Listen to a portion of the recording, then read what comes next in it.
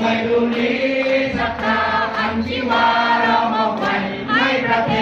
ศชาติไทยเพื่อคงไว้ให้ยืนยงดำรงความเป็นไทย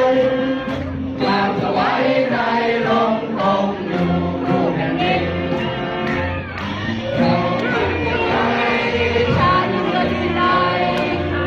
เกิดจากไว้ใจลายหาสิ่ง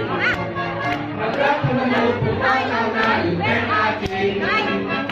ไทยตัวเองสร้างความรุ่งเรืองเพื่อ